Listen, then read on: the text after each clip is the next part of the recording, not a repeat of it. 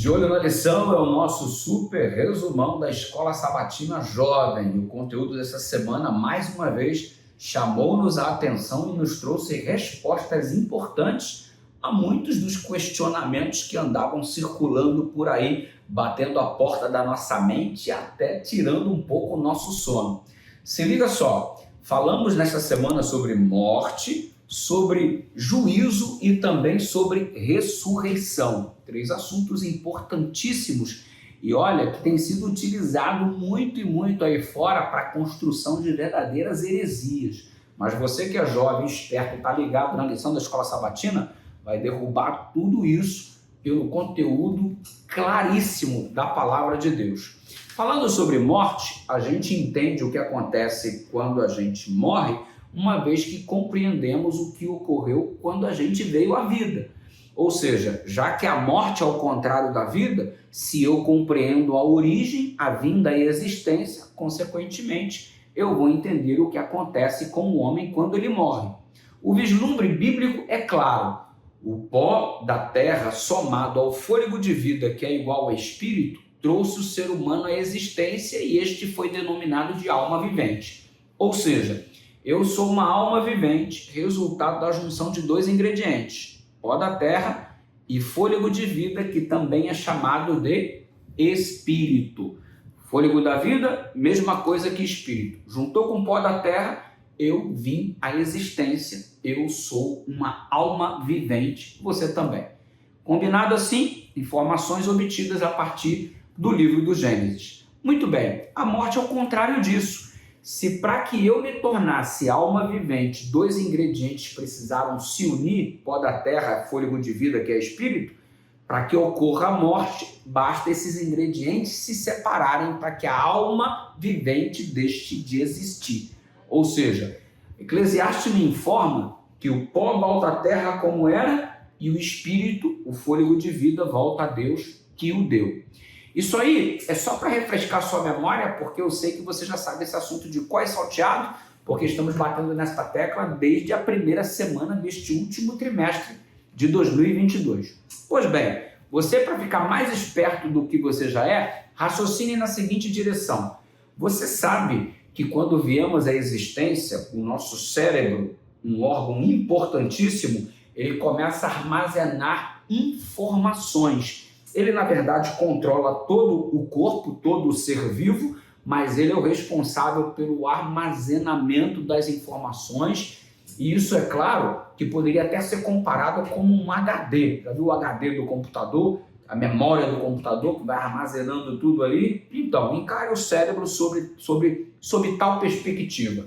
Tendo isso em vista, imagina só o Adão, que inclusive é um personagem citado pela lição, 930 anos de idade foi o tempo que ele viveu.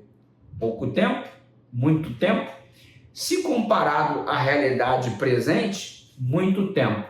Se comparado à perspectiva divina, pouco tempo, porque Deus nos fez para vivermos eternamente. Então, 930 anos, na perspectiva divina, seria pouco tempo. Mas vamos lá. Desde que nascemos, começamos a armazenar a informação. Começamos a armazenar. Adão passou 930 anos armazenando as coisas neste HD vivo chamado cérebro. Fantástico, né? Nosso Criador é excepcional. Então, eu tenho informações armazenadas aqui que são muito diferentes das informações que você tem armazenado aí, ok?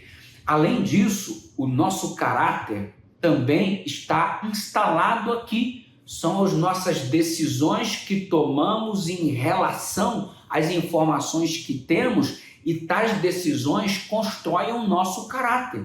Se você tomou boas decisões, o seu caráter está aí sendo construído cada dia mais de forma positiva. As nossas más decisões vão deteriorando a nossa construção que chamamos de caráter. Mas muito bem, quer seja bom ou mal o caráter de cada um de nós, as nossas características ou caracteres, você deve levar em consideração que tudo isso está armazenado aqui no nosso cérebro. Adão, o exemplo citado anteriormente, possuía 930 anos de armazenamento. E daí? Quando morremos, o que acontece com todo esse armazenamento?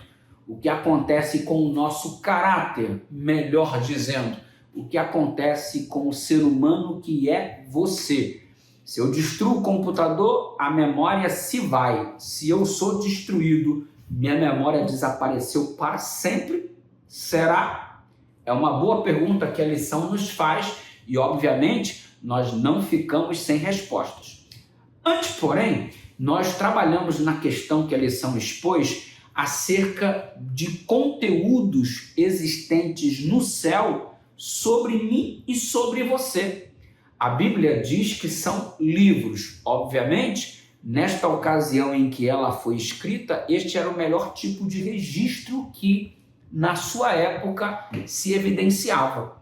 Ou seja, quando João escreve no Apocalipse, por exemplo, sobre os livros no céu, registros é o que se tem em seus dias. E olha que os livros da época não correspondiam nem aos livros que nós temos hoje em dia à nossa disposição.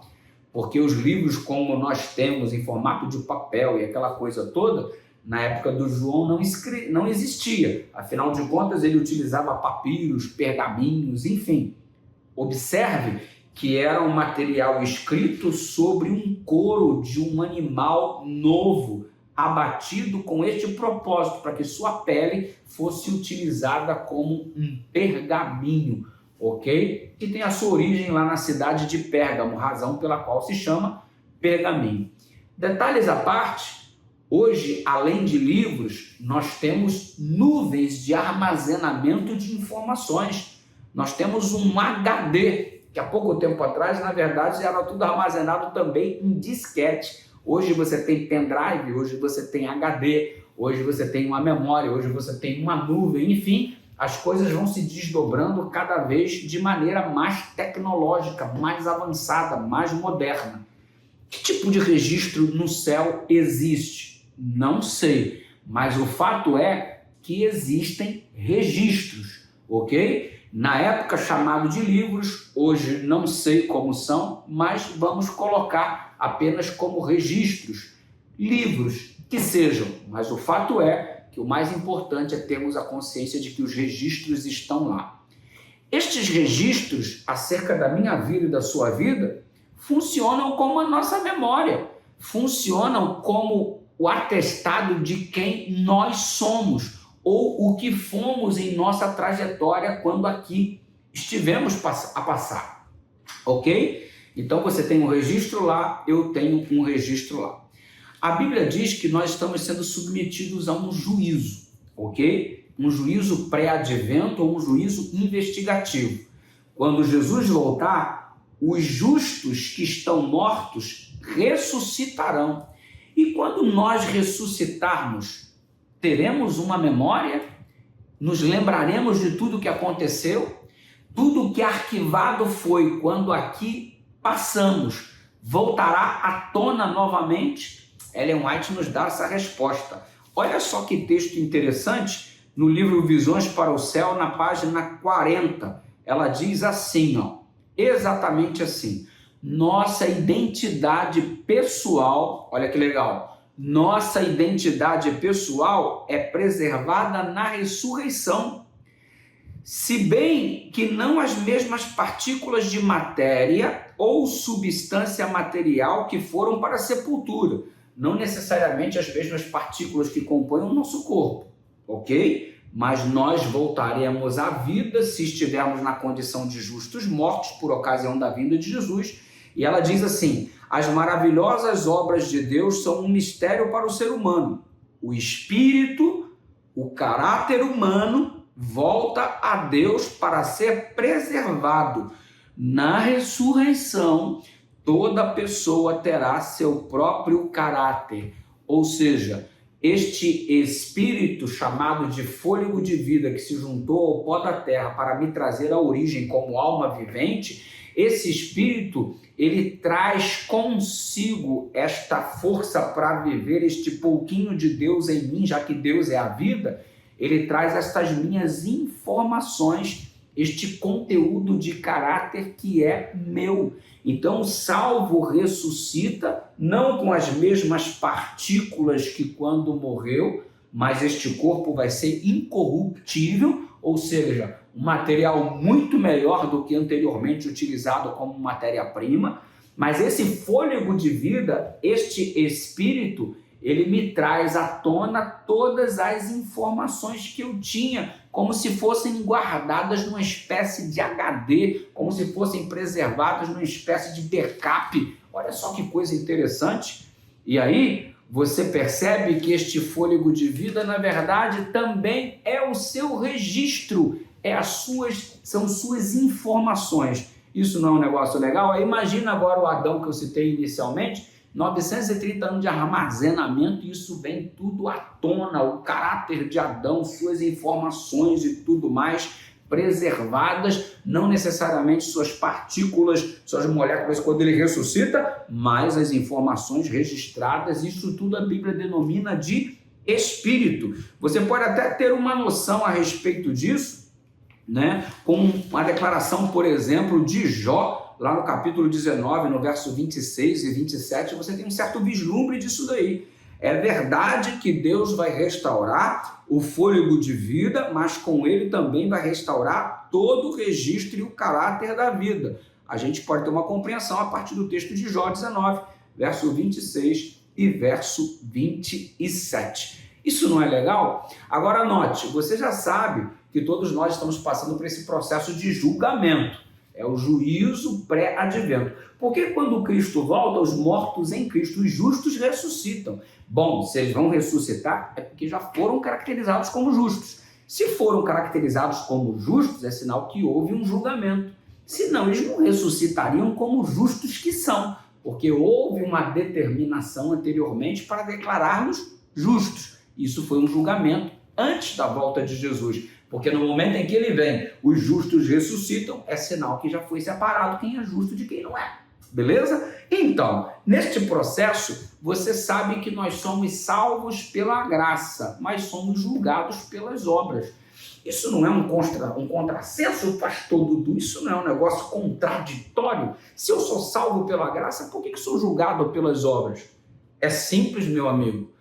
Porque a fé sem obras, ela é morta. Exemplo, Jesus te salvou para você ter uma novidade de vida. A tua nova vida mostra a eficácia da graça de Deus em tua existência. Então, as obras, elas funcionam como frutos que demonstram a manifestação da graça.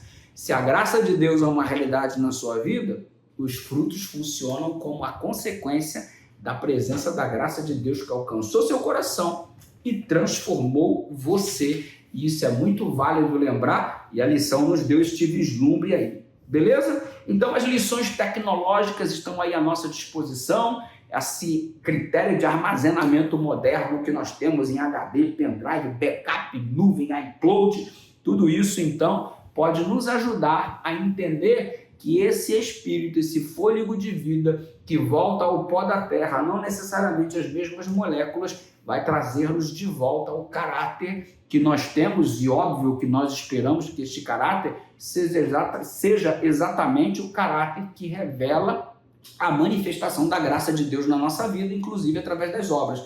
Razão pela qual você vai ser caracterizado como justo. Caso contrário, aí você teria parte somente na segunda ressurreição. Aí, irmão, é tragédia total. Aí significa que a casa caiu e ninguém quer isso para a vida, não é verdade? Então fique esperto. Note só este texto reafirmando. Vou lê-lo mais uma vez, hein? Muito bem. Nossa identidade pessoal é preservada na ressurreição. Se ligou? Então, quando o Espírito, o fôlego de vida, volta ao pó da terra para nos trazer novamente a existência através da ressurreição, a nossa identidade pessoal é preservada. Se bem que não as mesmas partículas de matéria ou substância material que foram para a sepultura.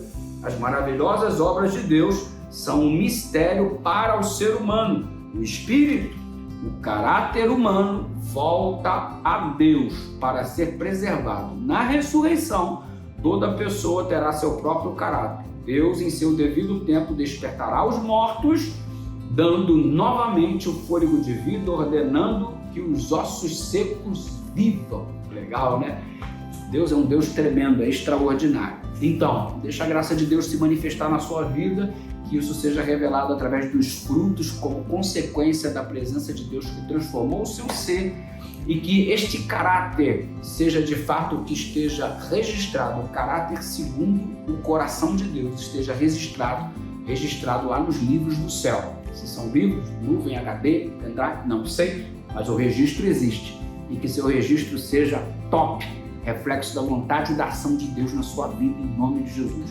Beijo no seu coração, tamo juntasso. Essa foi a recapitulação nossa dessa semana. Um abração.